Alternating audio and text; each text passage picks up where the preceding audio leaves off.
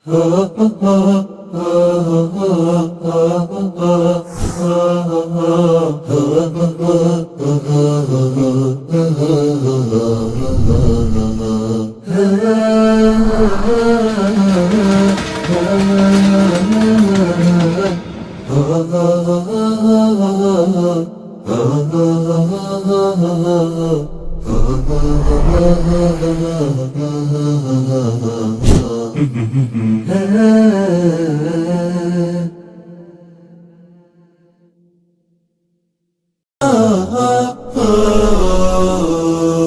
زلت في دفاتري قصيدة، وفي ظلال أعيني كشمعة جديدة، وفي ظلال أعيني كشمعة جديدة. ما زلت مثل وردة الربيع وحيدة. إريتريا يا جارة البحر ويا منارة الجنوب، إريتريا يا درة البحر ويا منارة الجنوب. بسم الله الرحمن الرحيم. الحمد لله رب العالمين حمدا كثيرا طيبا كما يحب ربنا ويرضى، وأصلي وأسلم على المبعوث رحمة للعالمين سيدنا ونبينا محمد وعلى آله وصحابته ومن اهتدى بهداه واقتفى أثره بإحسان إلى يوم الدين. مشاهدي الأكارم، أهلا وسهلا ومرحبا بكم في حلقة جديدة من برنامجكم قضايا إريتريا. اليوم سنتناول قضية هي في الحقيقة قضية عامة تهم كل المسلمين وتهمنا نحن أيضا كإريتريين إذا حدثت عندنا، وقد حدث هذا من قبل حوالي تقريبا سنة إلى سنتين في انتقاص رسول الله صلى الله عليه وسلم عياذا بالله، ومحاربة الدين وسب الله عز وجل، وتحدثنا عنه سابقا. واليوم نجد أيضا حادثة عارضة تنال من شخص رسول الله صلى الله عليه وآله وسلم وتنال من هذا الدين. فكان واجبا علينا أن نناقش هذه القضية مناقشة علمية ونذكر فيها الحكم الشرعي، ونستضيف فيها شيخنا وأستاذنا الدكتور حسن سلمان أطال الله في عمره ونفعنا الله بعلمه، الباحث في القرن الأفريقي والداعية المعروف بيننا. مشاهدي الأكارم، هذه القضية لا تخفى على شريف علمكم، قضية الدفاع عن رسول الله صلى الله عليه وآله وسلم هي قضية عقيدة ودين. كل مسلم ومؤمن وكل مسلمة ومؤمنة يجب عليهم وعليهن أن يدافعوا عن رسول الله صلى الله عليه وآله وسلم. فمقام النبي عليه الصلاة والسلام مقدم على الولد والوالد والروح في ذاتها، مقدم على النفس عليه الصلاة والسلام. وقد حقق هذا الصحابة رضوان الله عليهم، فدافعوا عن رسول الله صلى الله عليه وسلم دفاعا عظيما حتى ماتوا بين يديه عليه الصلاة والسلام، لإيمانهم التام بأن هذا واجب ومعتقد أصيل هو من أوجب الواجبات على الصحابة وعلى المسلمين أجمع. لا لأن الله ليس بقادر أن يحفظ نبيه، حاشا وكلا، فهو القائل إلا تنصروه فقد نصره الله، وهو القائل سبحانه وتعالى والله يعصمك من الناس. ولكن المسألة مسألة ما مقدار رسول الله صلى الله عليه وسلم في قلوبنا، ما الذي ينبغي أن نقدمه لرسول الله عليه الصلاة والسلام. وأسفاه نحن في زمن ضعف فيه المسلمون، وإلا مثل هذه القضية ليس لها حل إلا الجهاد في سبيل الله. الحل مثل هذا حينما ينتقص رسول الله أن يرسل جيش أولهم عندهم وآخرهم عندنا، هذا هو الحل، ليتأدب الكافر وليتأدب المسيء على الذي ينتقص من رسول الله صلى الله عليه وسلم. غير ذلك ما يسمونه بالمقاطعات وما يسمونه بالبيانات جيد، ولكنه لا يسمن ولا يغني من جوع. لذلك لا يتأثر الكفار سرعان ما يرجعون ويسبون رسول الله صلى الله عليه وسلم ويتعدون حدودهم، لأن وصدق من قال: من أمن العقوبة أساء الأدب، من أمن العقوبة أساء الأدب. ولذلك نحن نتحدث لنبين الحكم الشرعي ولنضع هذه الأمانة على أعتاق الرؤساء والحكماء الذين هم المسؤولون الأولون أمام الله عز وجل عن من ينتقص هذا الدين وينتقص هذه الشريعة وينتقص هذا الرسول الكريم صلى الله عليه وآله وسلم. وإلا مثل هذه القضية لا ينبغي أن تتناقش في مثل هذه الطاولات كأي مسألة من المسائل. لا، هذه فيها دماء، هذه فيها حروب، هذه فيها يعني أنتم حينما تقرؤون سيرا، ولا أريد أن أطيل بالحديث عن شيخنا الشيخ حسن سلمان، ولكن حقيقة هذه قضية كبيرة جدا. على كل حال سنتناقشها من حيث المبدأ الأول: مكانة رسول الله صلى الله عليه وسلم في الإسلام. نرحب بشيخنا الشيخ حسن. بدأنا الحلقة بالحماس، سامحنا وأخذنا الميكروفون عنك. وربنا عز وجل يقول سبحانه وتعالى في كتابه العزيز: ورحمتي وسعت كل شيء فسأكتبها للذين يتقون ويؤتون الزكاة والذين هم بآياتنا يؤمنون الذين يتبعون الرسول النبي الأمي الذي يجدونه مكتوبا عندهم في التوراة والإنجيل يأمرهم بالمعروف وينهاهم عن المنكر ويحل لهم الطيبات ويحرم عليهم الخبائث ويضع عنهم إصرهم والأغلال التي كانت عليهم. فالذين آمنوا به وعزروه ونصروه واتبعوا النور الذي أنزل معه أولئك هم المفلحون. ما مكانة رسول الله صلى الله عليه وسلم؟ اللهم صل وسلم عليه. بسم الله الرحمن الرحيم. الحمد لله رب العالمين، والصلاة والسلام على رسول الله الأمين وعلى آله وصحبه أجمعين. أما بعد، فإن السؤال عن مكانة رسول الله صلى الله عليه وسلم في ذاته سؤال عظيم ينبع من ذات عظمة رسول الله صلى الله عليه وسلم. والرسول صلى الله عليه وسلم وسائر الأنبياء والرسل مقامهم أول هم ركن من أركان هذا الدين، أو ركن من أركان الإيمان الذي يعني يجب على كل مؤمن بالله تبارك وتعالى. فإن مما يجب عليه الإيمان برسل الله تبارك وتعالى: آمن الرسول بما أنزل إليه من ربه والمؤمنون كل آمن بالله وملائكته وكتبه ورسله. فمسألة الرسل ركن من أركان الإسلام، ركن من أركان الإيمان، أي أن المؤمن يجب عليه أن يؤمن بكل رسول.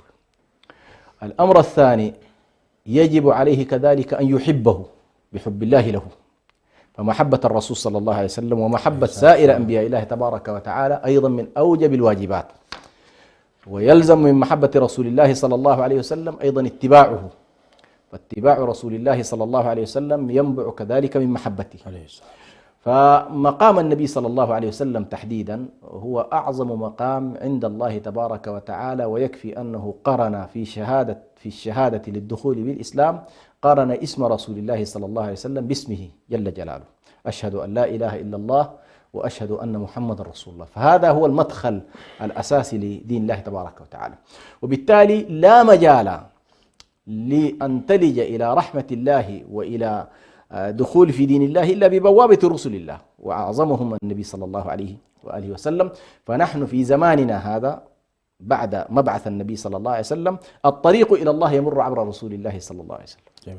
إذن أنت أمام من ارتضاه الله تبارك وتعالى واصطفاه واختاره لأن يكون معبرا عن رسالته في الأرض وداعيا إلى رسالته في الأرض. إنا أرسلناك شاهدا ومبشرا ونذيرا وداعيا الله بإذنه وسراجا منيرا. وفي الفتح: لتؤمنوا بالله ورسوله وتعزروه وتوقروه وتسبحوه بكرة وأصيلا.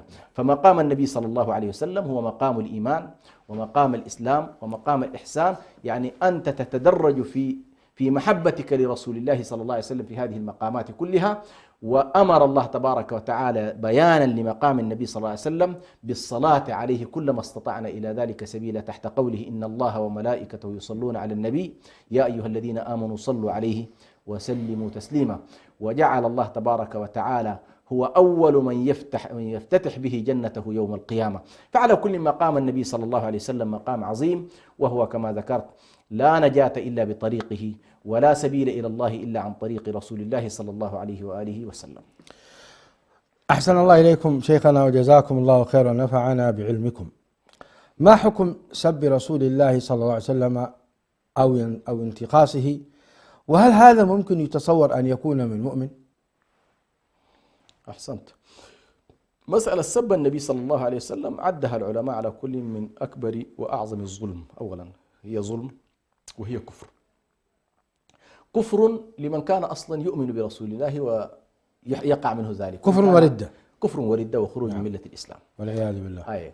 بالنسبة لغير الكفر الأكبر. الكفر الأكبر. يعني سب النبي صلى الله عليه وسلم. بل الأخطر من ذلك أن العلماء نصوا على أن مسألة سب النبي صلى الله عليه وسلم لا شفاعة فيها في القتل. يعني من سب النبي صلى الله عليه وسلم وهو مسلم ويؤمن بالله ورسوله فإنه يقتل قولا واحدا. يعني حتى مساحة للتراجع، هذه المسائل كلها يمكن شيخ الإسلام ابن تيمية في كتابه الإيمان تكلم عنها، والصارم المسلول تقريبا تكلم عنها. فسب النبي صلى الله عليه وسلم جرم عظيم وجريمة كبيرة جدا وإساءة بالغة وجرح لكل الذين يؤمنون بهذا الرسول صلى الله عليه وسلم، بدءا من أبي بكر الصديق وإلى آخر شخص يؤمن بالنبي صلى الله عليه وسلم. فأنت أسأت إلى هذه الملايين بل المليارات من البشر، ففيه اعتداء على كل عن الآخرين. أبعد من ذلك الذين حتى من غير أهل الإسلام، من غير أهل الإسلام، فإن من يسب النبي صلى الله عليه وسلم فقد ظلم. كونه كفر هذا كافر أصلا، لكن وقع في ظلم عظيم جدا، والظلم منبوذ في كل الشرائع والقوانين والنظم. يعني أنت عندما يكون هنالك شخص أحسن للبشرية بأي شكل من أشكال الإحسان، سواء كان أحسن إليهم في دينهم أو أحسن إليهم في دنياهم، فإن الفطرة السليمة تأبى الإساءة إلى الأخيار. صحيح. تأبى الإساءة إلى الأخيار. صحيح. وتأبى الساء إلى ذوي الفضل. والنبي عليه الصلاة والسلام إمام الأخيار. أحسنت. والنبي عليه الصلاة والسلام إمام الأخيار. نعم. بلا شك. ويكفي سبحان الله أحد الأوروبيين والغربيين يعني كتب كتابا سماه العظماء 100، اختار من بين قادة البشرية وفضلائهم من أهل الدين وأهل الدنيا، اختار 100 شخصية ووضع أول شخصية في هذه 100 رسول الله صلى الله عليه وسلم. لذلك أهل العدل والإنصاف حتى من غير المسلمين إذا كتبوا ووقفوا على شخصية رسول الله صلى الله عليه وسلم فإنهم نظروا إلى هذه الشخصية بعيدا عن إيمانهم بها، نظروا إليها بأنها قدمت للبشرية الخير الكثير، وقدمت لهذه الإنسانية على كل ما لا يمكن تجاهله إلا من شخص جهول ظلوم. فعلى كل بالنسبة لسب النبي صلى الله عليه وسلم لا يجوز بأي شكل من الأشكال، ولا يجب على المسلمين أن يتساهلوا تحت هذا الباب تحديدا. للأسف الشديد نظرا للحضارة الغالبة وسيادة منطقة الحريات المتفلت والمنطلق الذي لا قيد له يضبطه في إطار الحرمات، فإننا نلاحظ كثير من الناس ضعفت في ضمائرهم وفي عقائدهم، أنهم عندما يسب النبي صلى الله عليه وسلم تجد الواحد منهم لا يشعر بأن هذا فعلا مما ينبغي أن يتحرك له المسلمون، ويقول لك يا أخي دعوهم وشأنهم هم كفار، بينما نفس هؤلاء الكفار في إطار الحريات عندهم جملة من الضوابط. فلا أحد منهم مثلا اليوم يستطيع أن يتكلم عن الهولوكوست اليهودية ولا يتكلم عن السامية. يعني عندهم خطوط حمراء وضعوها لأقلية بشرية. نحن لسنا على كل بصدد الاستهتار لأي طرف، يعني كل المكونات البشرية نرى أنها يعني يجب أن تقيم وتقدر. فإذا أنت تضع والله ل30-40 مليون مثلا يهودي في العالم حسبان، ما بالك لا تضع لمليار و700 مليار و800 طيب مليون. طرح جميل الشيخ حسن، جزاك الله خيرا. في العقدين الماضيين أو 3 العقود الماضية يعني مسألة سب الرسول عليه الصلاة والسلام بدأت تظهر مع الأسف الشديد، صلوات ربي وسلامه عليه، بدأت تظهر هذه الظاهرة سواء كان في الغرب أو حتى في مجتمعاتنا نحن كإريتريين. ومن قبل لم تكن هذه الأمور حقيقة بارزة أو لا تذكر كثيرا. يعني اليوم أصبحت ظاهرة من حيث العموم حقيقة. يعني سب النبي عليه الصلاة والسلام أو سب الدين أو سب الله عز وجل والعياذ بالله تجرأ كثير من الغرب، وتجرأ لا أقول كثيرا بعضهم أيضا من بني جلدتنا كإريتريين في الخوض في هذا السؤال. الآن هل هذا من الجهل بسيرة رسول الله صلى الله عليه وآله وسلم؟ هل يجهلون أن هذا النبي الكريم عليه الصلاة والسلام كما تفضلت قدم البشرية الخير الكثير، أو أن هذا حقد دفين في قلوبهم، أو هم يريدون أن يصلون أمر آخر لديهم أهداف؟ الرجاء توضيح هذه القضية لأنها مهمة جدا. يعني ثم سنسأل بعد ذلك ما هو علاج الجهل وما هو علاج الحقد وما هو علاج الشيء الثالث الذي ستذكره أنت إن شاء الله؟ جزاك الله خير. على كل هي طبعا الحالات تختلف كما تفضلت. هنالك حالات فردية تنبع من انحطاط خلقي وسوء تربية، هذه غالبا في المجموعات الشبابية اللي ما تربت على الدين، ما تربت على القيم، ما تربت على احترام الآخر حتى من غير المسلمين، ما تربى على مراعاة شعور من حوله.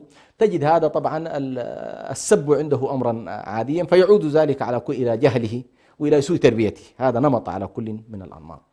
هنالك نمط آخر يعود إلى الحقد الدفين تجاه المسلمين وتجاه الإسلام، وهذا ينطلق من أبعاد على كل كما ذكرت، أبعاد طابع ديني، قد يكون أحيانا يكون خلفيته الدينية مناقضة للإسلام، وبالتالي هو يحمل للمسلمين حقدا ويحمل كراهية. ولكن سبحان الله نفس هذا الحقد والكراهية أحيانا يكون منبعها الجهل، يعني يكون هو شخص لا يعرف عن الإسلام شيء ولا يعرف عن النبي محمد عليه الصلاة والسلام شيء، ولكنه ربي على أن والله هو مثلا دينه كذا والآخرين كذا، وهو صنع خصومة وصنع عداء مع الطرف الآخر دون الاطلاع على. طيب كيف نفسر قوله تعالى يعرفونه كما يعرفون أبناءهم؟ نعم، هذا في النبي عليه الصلاة والسلام، والخطاب موجه للكفار واليهود والنصارى أصحاب الإنجيل والتوراة. يعني علماءهم يعرفون النبي عليه الصلاة والسلام كما يعرفون أبناءهم. على كل الموضوع يعرفونه كما يعرفون أبنائهم بالنسبة لليهود الذين كانت معهم النسخ الأصلية من التوراة، هذه حقيقة، والذين كانت معهم كذلك النسخ الحقيقية من الإنجيل، هذه حقيقة.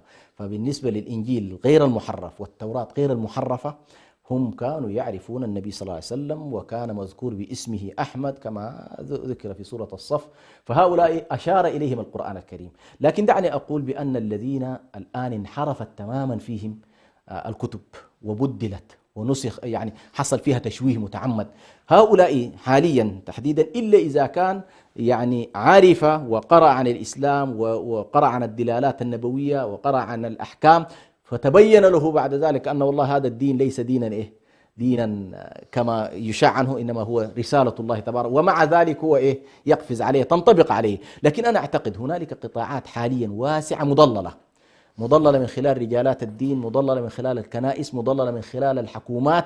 ودي النقطة الأخيرة اللي كنت حقيقة أريد أن أشير إليها، خاصة في أوروبا في الآونة الأخيرة صار مسألة الهجوم على النبي صلى الله عليه وسلم يتم توظيفه سياسيا وليس دينيا. يعني هنالك ما يسمى الآن في أوروبا اليمين المتطرف، هو صحيح يتطرف دينيا ويتطرف شعبويا، وعنده مشكلة مع المهاجرين الذين جاءوا إلى أوروبا، وتدخل في صراع اليمين واليسار في أوروبا، بمعنى قوى اليسار بشكل عام في أوروبا لا تتحسس من المهاجرين، والقوى اليمينية تتحسس من المهاجرين في إطار عمليات انتخابية. فلما تأتي تقارب عملية الانتخابات، يأتي اليمين المتطرف ويحرك واحد من الكتاب وواحد من الشخصيات الكاريكاتورية لتسيء إلى النبي صلى الله عليه وسلم. وهنا تأتي سبحان الله عملية الاحتشاد والحشد، والسلطة هنا تبدأ تظهر وكأنما والله هي متعاطفة مع الطرف اليميني. فهذه على كل للأسف الشديد، وخصوصا في فرنسا اللائكية اللي هي في حقيقة الأمر أقصى درجات التطرف اللاديني في أوروبا، لأن أوروبا ليست كلها واحدة عموما في هذه الحالة. هنالك اللائكية التي تحارب الدين بشكل عام في الفضاء العام، دين في الفضاء العام. فرنسا تحديدا تحتل أعلى هذا السقف للأسف الشديد. لكن مشكلة فرنسا نفسها وهي تزعم اللائكية، وهي تزعم أنها تقف من الأديان كلها مسافة واحدة، لكن لا نجدها مثلا تقف هذا الموقف من اليهودية ولا تقف هذا الموقف من النصرانية.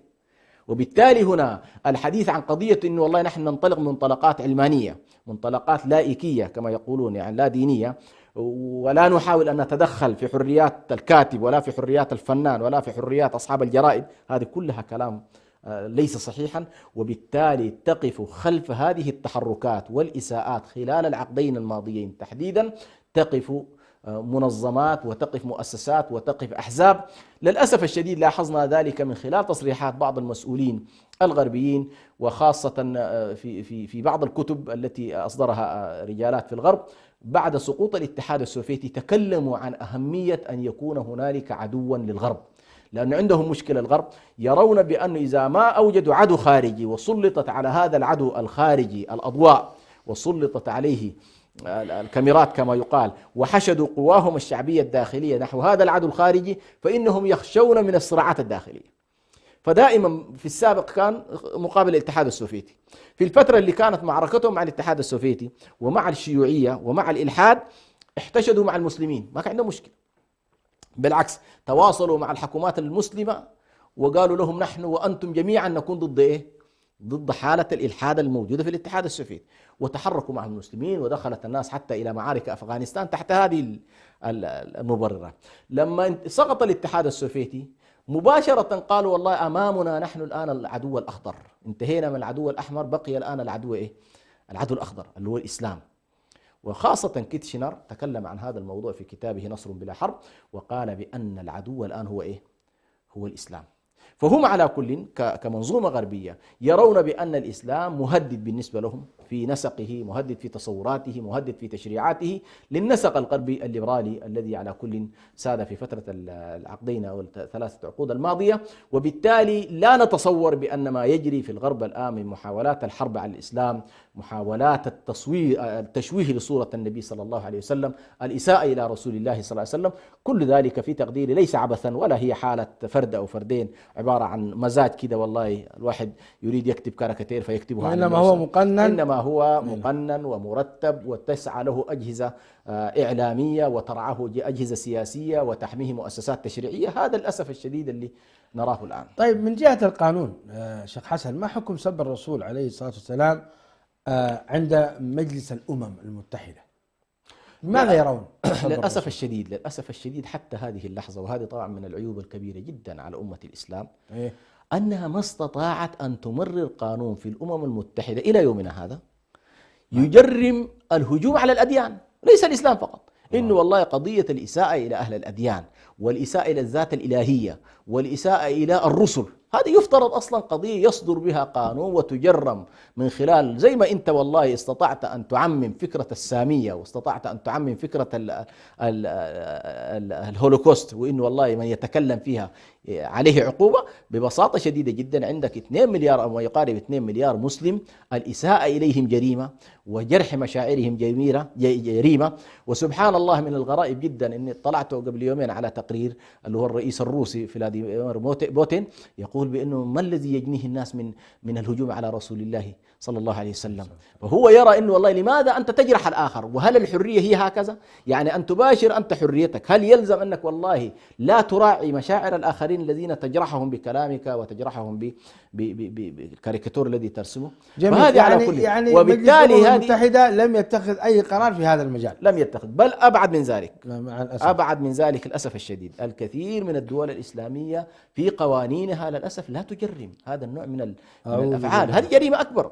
فإذا كان والله أنت في بلداننا لم تستصدر قانونا، ويعني للأسف بعض الدساتير تحمي الرئيس والملك ولا تحمي الذات الإلهي والرسول، هذه من المفارقات. يعني في حديث إذا سب الملك أو سب الرئيس جريمة، لكنه يسكت عليها، وعقوبتها الإعدام، عقوبتها إعدام ولا ترى أصلا. أما سب الرسول عليه الصلاة والسلام، سب الله وسب الرسول صلى الله عليه وسلم للأسف مسكوت عنه في الدساتير.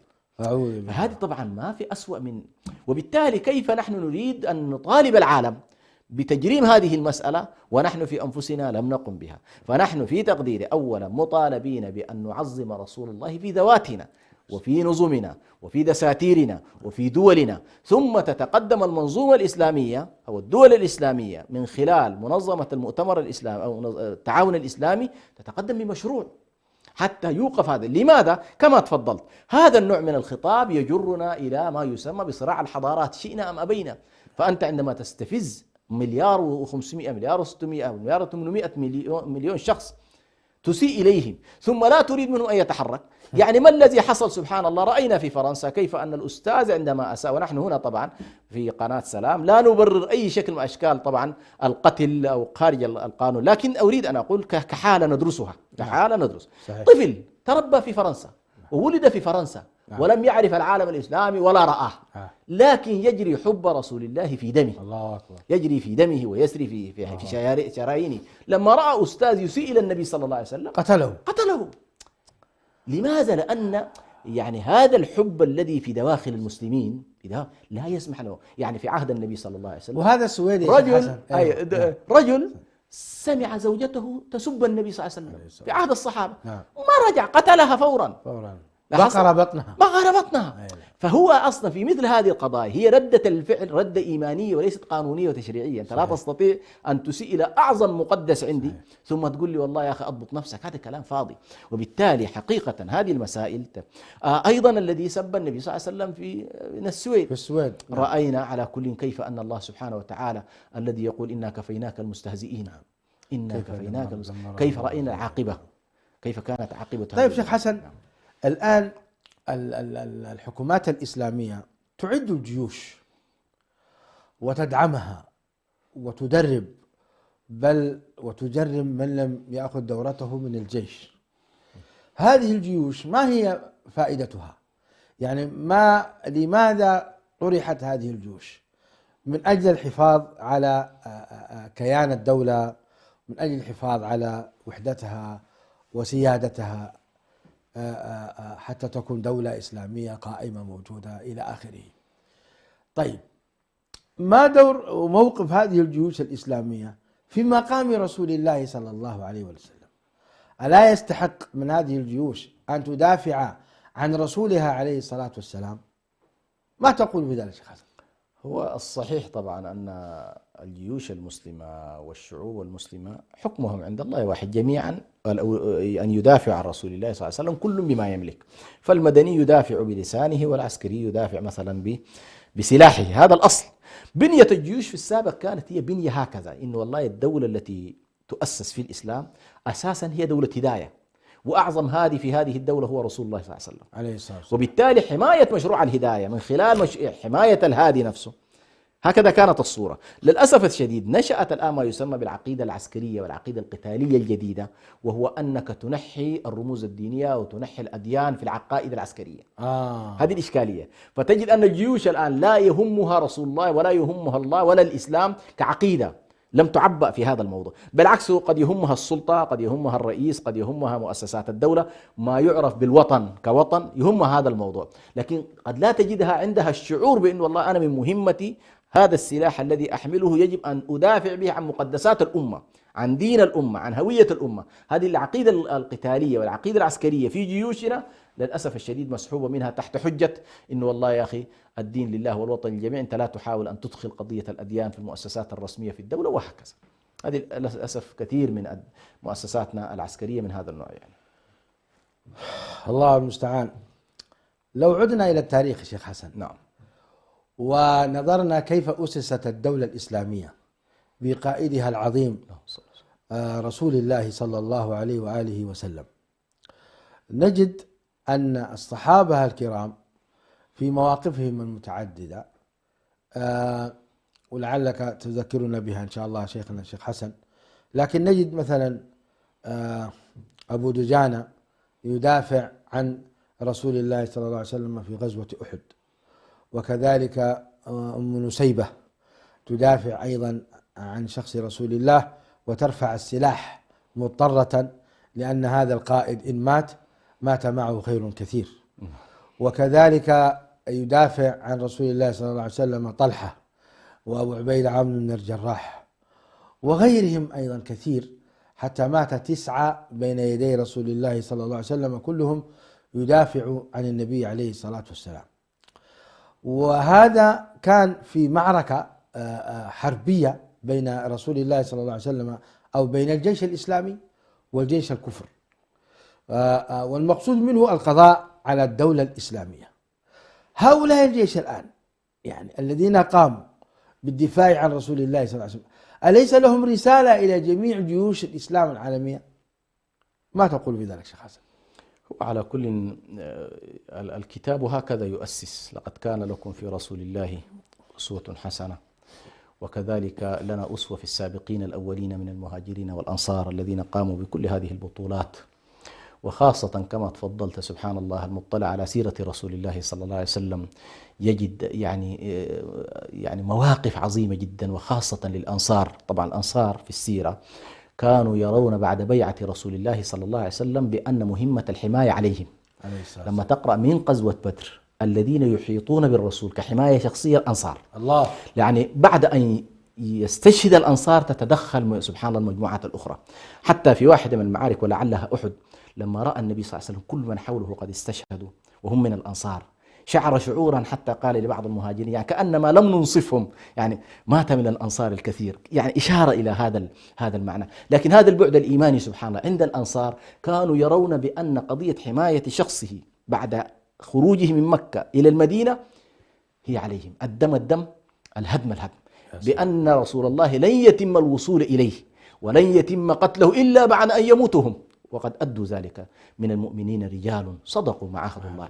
بل الأنصار يعني الصحابة تجاوزوا مرحلة الرجال إلى أن تدخل النساء في الدفاع عن رسول الله صلى الله عليه وسلم كما تفضلت. يعني عندنا واحدة من أم الربيع وأم عمارة، يعني عدد من النساء لما خلاص الأمر احتدم والحالة بتاعت الانتظام العسكري حصل فيها التشتت، دخلنا النساء في هذا المعرض الاضطراري ليدافعن عن رسول الله صلى الله عليه وسلم.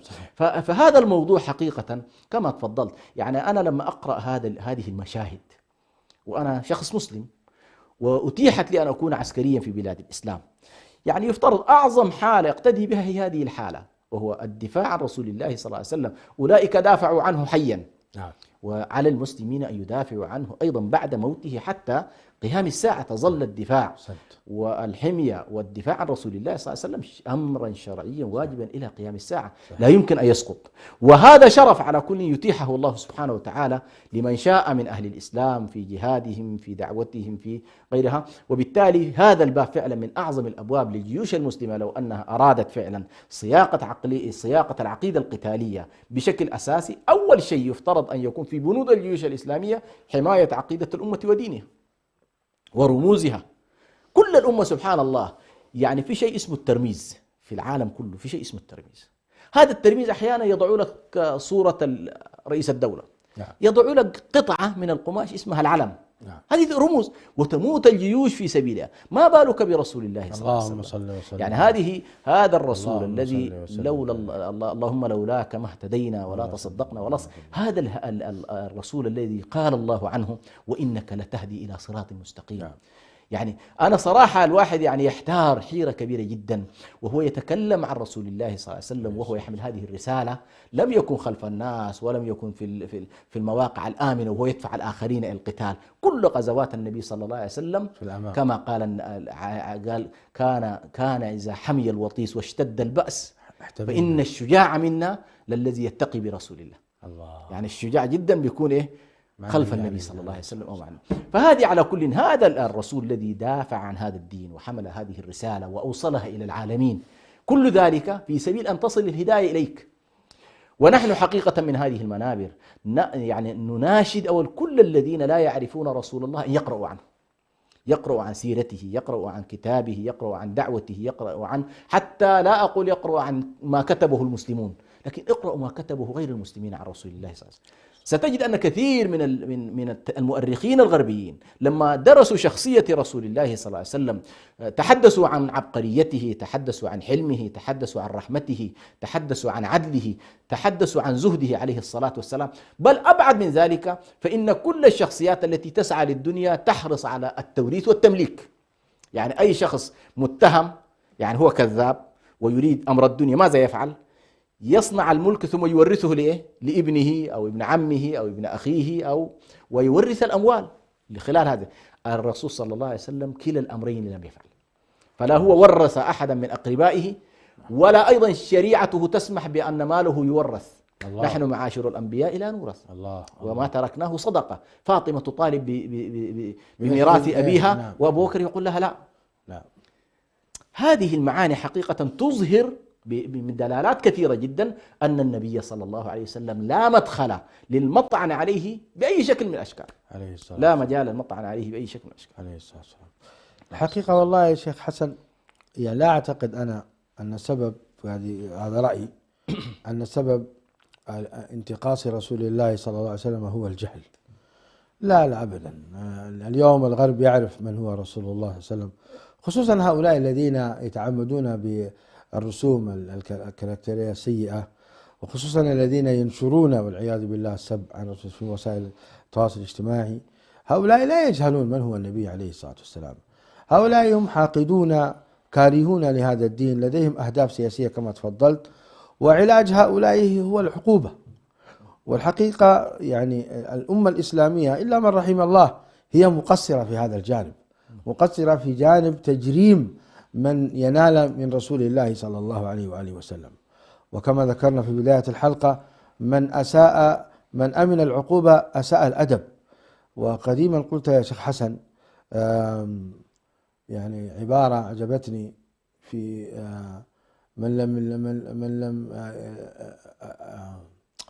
لم يضع شيئا له طالبوه. ما هي العبارة؟ لا يضيع حقا وراءه مطالب. لا يضيع حق وراءه مطالب.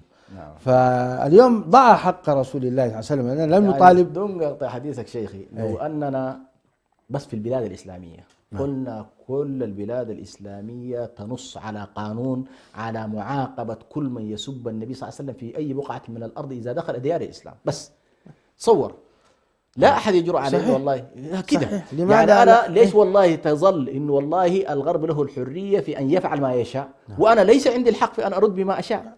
يعني لماذا مثلا والله الفتيات المسلمات في فرنسا يجرم عليهن الحجاب وكذا ويلزمن بأشياء؟ طيب ولماذا لا نصدر نحن أيضا قانونا يلزم الغربيين بالدخول إلى ديار الإسلام بالحجاب مثلا؟ هي الإشكالية إشكالية ضعف حضاري. صحيح. إشكالية الضعف الحضاري إنه أنت والله ليس هنالك منظومة سياسية متماسكة تستطيع أن تجعل من قضية الدين هم بالنسبة لها، قضية الدفاع عن المقدسات هم بالنسبة لها. هذه الإشكالية على كل كما تفضلت. ولو أنهم فقط والله أوصلوا خطاب بشكل جماعي من خلال منظمة التعاون الإسلامي إلى فرنسا مثلا، خطاب جماعي، صحيح. أنا أعتقد كان سيؤثر. لكن سبحان الله فرنسا وبرئاسة ماكرون يسيء إلى النبي صلى الله عليه وسلم ويستقبل في ديار الإسلام وكأنه استقبال الفاتحين. ما فعل شيء إلا إنا لله وإنا إليه راجعون. أقل ما يفعل في مثل هذه الأمور أن يهجر، أقل ما يفعل أن يهجر وأن لا يستقبل وأن لا هذه مشاهدي الأكارم، انتهت حلقة اليوم ولم ينتهي الدفاع عن رسول الله صلى الله عليه وسلم إلى قيام الساعة، فهو واجب الأمة. فإن استطاع الحكام أن يدافعوا عن رسول الله صلى الله عليه وسلم فخير وبركة، وإلا فيجب على الشعوب الإسلامية أن تتبرأ إلى الله سبحانه وتعالى من هذا السب وهذا الشتم، وأن تبذل قصارى جهدها في الدفاع عن رسول الله صلى الله عليه وسلم، وإلا فسوف تكون العاقبة. الله عز وجل قادر أن يدافع عن نبيه عليه الصلاة والسلام حيا وميتا. وقد رأيتم قصة السويدي الذي أحرقه الله تبارك وتعالى، ورأيتم هو القائل سبحانه وتعالى إنا كفيناك المستهزئين. وهذه الآية قائمة إلى قيام الساعة، ولكن الواجب كما ذكرنا ما هو الذي ينبغي علينا أن نكون نحن كمسلمين، ما الذي يجب علينا أن ننصر النبي عليه الصلاة والسلام قدر المستطاع، بكلمة، بكتاب، بخطاب، بتدريب أبنائنا على أن جناب رسول الله صلى الله عليه وسلم خطر أحمر، وأن نعدهم استعدادا للدفاع عنه عليه الصلاة والسلام. فلعل الله عز وجل أن يهيئ الخير، وتقوم هناك فعلا جيوش إسلامية تدافع عن النبي عليه الصلاة والسلام كما ينبغي. إما أننا أن نسكت أو أن نتساهل في هذا الأمر، فهذا خط أحمر وخطر علينا. مشاهدي الأكارم، باسمكم جميعا نتقدم بالشكر الجزيل للدكتور حسن سلمان على ما أفاده من البيان والتوضيح في هذه القضية الكبرى، والشكر موصول لكم على حسن المتابعة والبقاء. جزاكم الله خير وبارك الله فيكم. هذا أخوكم برهان سعيد يحييكم، والسلام عليكم ورحمة الله وبركاته. إريتريا يا درة البحر ويا منارة الجنوب، من أجل